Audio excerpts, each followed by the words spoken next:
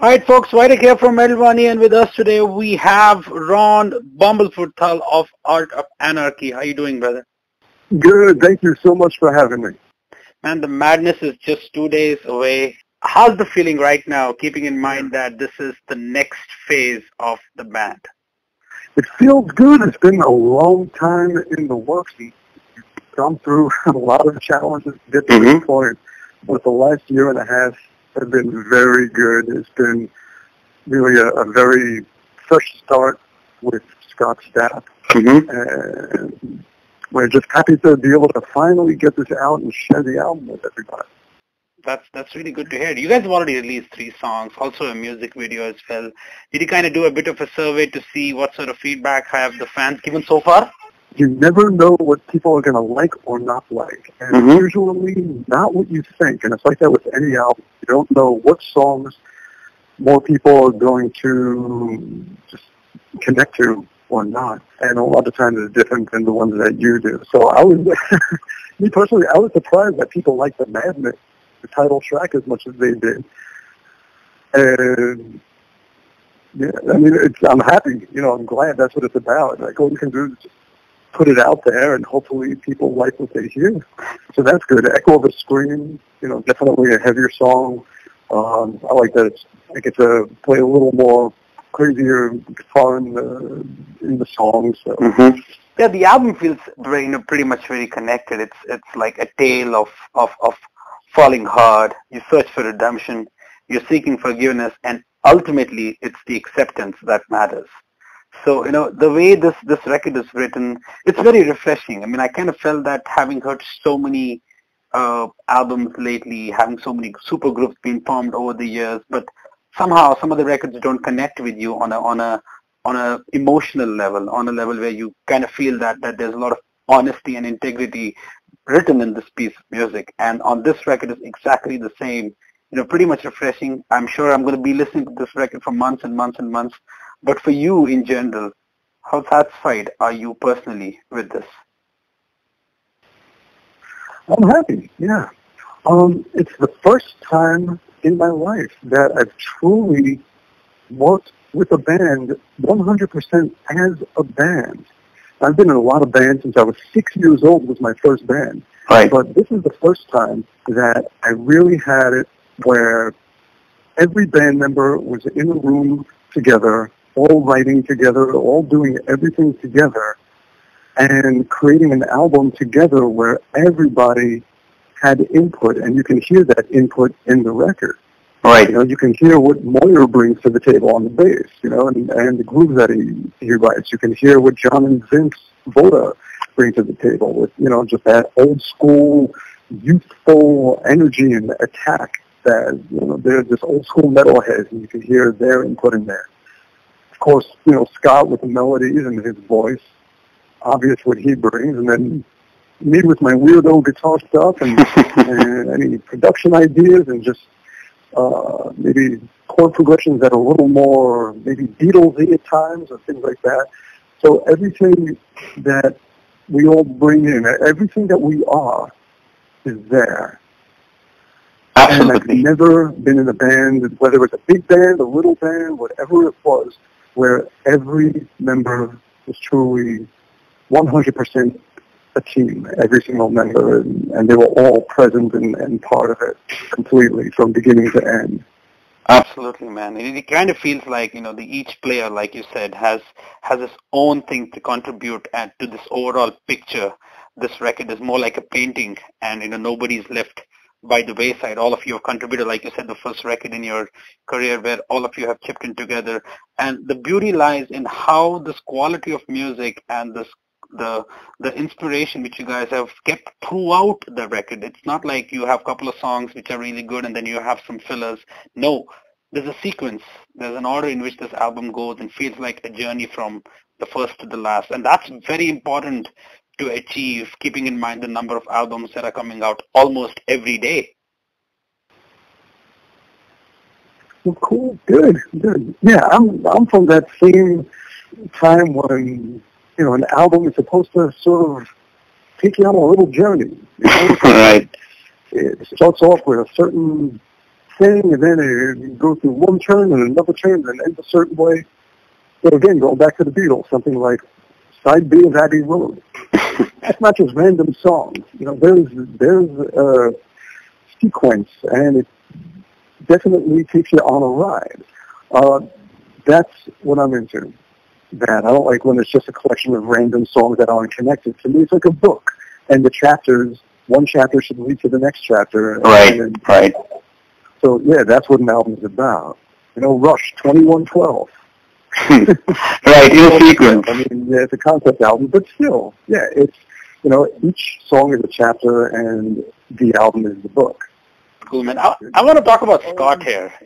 What has he is such a great singer. I mean, I've loved his stuff with Creed since the time I was in high school, and I've been listening to it throughout. And now filling in the shoes of a legendary singer like Scott is not a big it's a big thing. I mean, it's something a lot of people are nervous about. But this guy right here takes the throne and just makes himself more comfortable. You guys as well, and gives a phenomenal performance after a long time. How do you feel about his contribution to this record, and most importantly to this band after the passing of Scott? Well, Scott Stapp definitely brought a lot of, I always like to use the word structure. Mm-hmm. Because me, I'm all over the place. I am sort of a house with no walls. and I need someone that can sort of reel it in. And Scott is good like that. And at the same time, he might get too reeled in, where I will balance that out and bring in something a little bit left of the middle. So I think Scott definitely, he was the puzzle piece that completed the picture. He was the one that made it what it is, that unified the band. Mm-hmm. And it's not that we weren't unified, just the musicians, the four of us, but as a band, it's the puzzle isn't complete until the last piece. That's right. So he's that final piece that made it solid, and he brought in something solid and stable. And I think the reason that the album sounds more like a real band is because of him. I mean, yeah, we all take part in that, but definitely without him, I don't know what it would be. That's really cool to hear, because you have left your own imprint. You're all over the place, like you said. I mean, I can clearly hear the crazy signature Bumblefoot style of playing, and it's phenomenal. I mean, you have not done over the top, neither you have kept it under the table. It's right there, a perfect balance of writing some the heavy hard riffs and then having a great vocal patterns as well. There's a factor of memories in this. I can remember the song. It's not something I listen and after 5 minutes I forget. It's something that remains in my cranium. I think about it, like how these songs shaped up. Must have been a challenge for you to write these along with the Volta brothers to kind of make sure that each and every song makes an impact. Well, it has to affect us. True. So as we're writing, or as we're sort of rewriting and just building the song from what it was and having it sort of evolve even more into, because that's what happens with songs. Like, you have the song one way, and then once you start laying another part down, right, you start to rethink the direction of the song, and maybe now the chorus is better as a verse, and you have new ideas for the chorus and that kind of stuff. Mm-hmm. But I think that as we all worked on it, I don't know. I mean, it's very, I hate using that word organic because it's just so, but there's no better word. It's just very organic and natural, and there was not much of a battle. Only sometimes there might be a song that was changing a lot, and someone is going to love one of the parts that were letting go, and it's like, no, that was my favorite part, that kind of thing. But, that happened. I mean, the song changed, man. I had a guitar solo, but, John Voda really, that song meant a lot to him. He really wanted to have the solo, and it's just like, all right, so here's my solo, and, he made the solo, and that's all, and that's fine, it's just whatever means something to everyone, they take a stand, and that comes out, that comes forward, and that becomes part of it. Absolutely. Really, the key to it is just let everyone be who they are. Don't try and stop that. True. Just let everyone do what they do, and it all comes together. As long as everyone is being who they are, being real, it all works out. Definitely. That's really good to hear. And Ron, you've traveled all over the world, obviously with Guns N' Roses as well. You spent 1 decade with them, great memories. You toured worldwide. You made an album with them, and you also made people happy. In the end, that's what matters to a band, is when you travel, when you release music, people have to be satisfied, and you guys did that. How was it? How was the journey for you for 1 decade of traveling, writing, and being part of such a, great environment? I mean, how do you sum up, such a big part of your life in one conversation? It was great. There were ups, there were downs, just like anything in life.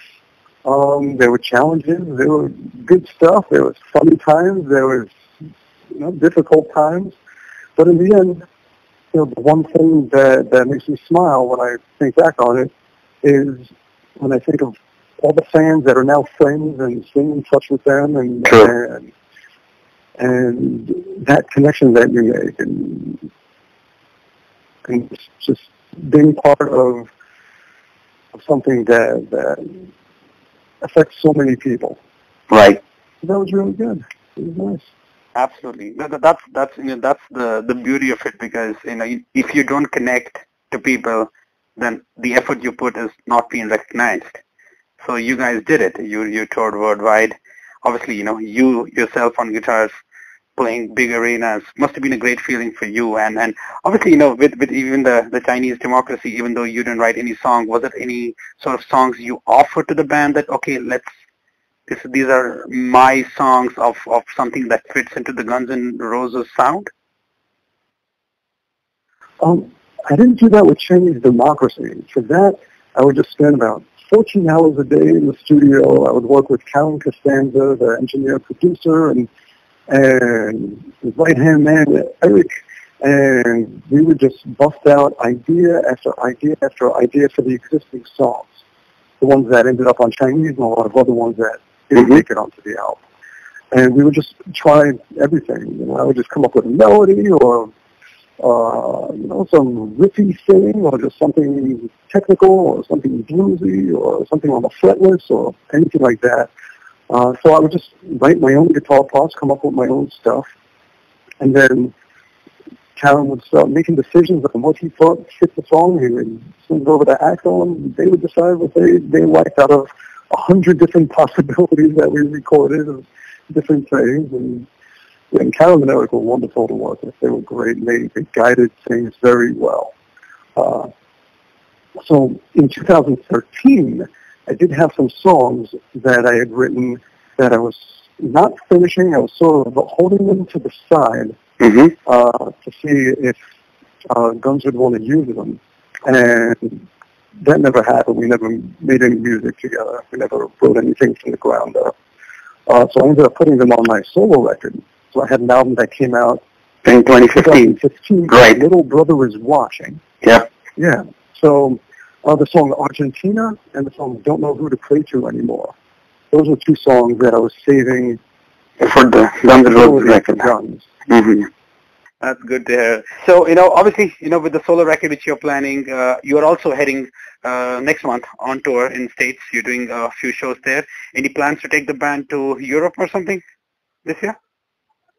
I would love to. We need to. We definitely got to play Europe. I mean, me personally, I play Europe more than I play the U.S. And I think Scott plays the U.S. more than Europe.